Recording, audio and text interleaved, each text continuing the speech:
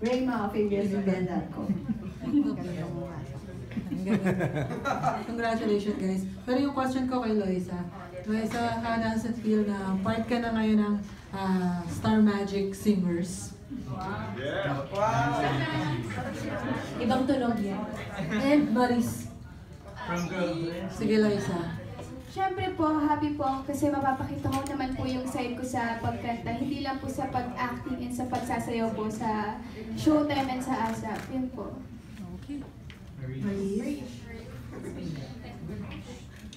Sobrang saya ko po kasi nakabilang ako sa isang grupo ng mga singers. Actually po, dream ko po talaga as maging known as a singer. And ito na yung stepping stone.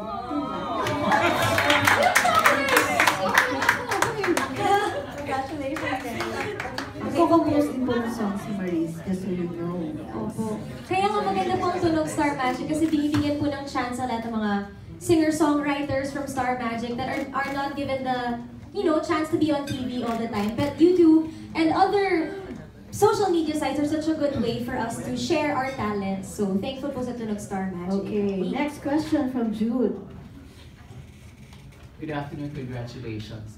On a serious note, kasi like you're doing covers and you're gonna be exposed to the World Wide Web. How do you exactly keep your ante or you better your best in singing? Gustong sumagot ng tanong na yan. Thank you so much for that wonderful question. Dito naman tayo sa side na to. Okay. How do you try to keep your best, especially through these social media sites na maraming pwedeng mag-comment, magaganda, pangit, tayo daw tayo. Well, syempre, lalo na sa singing, practice pa rin.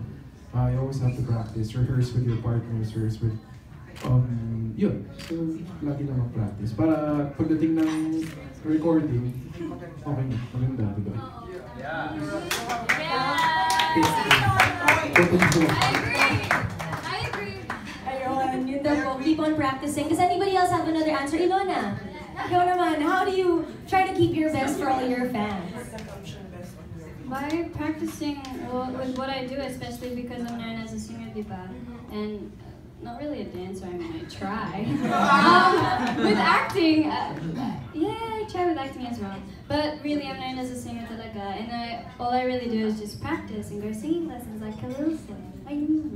Practice with Bailey.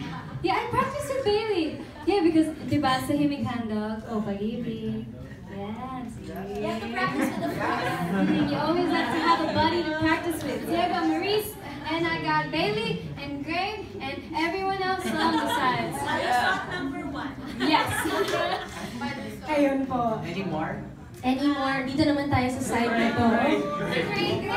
Miss Clarice! Ikaw naman po.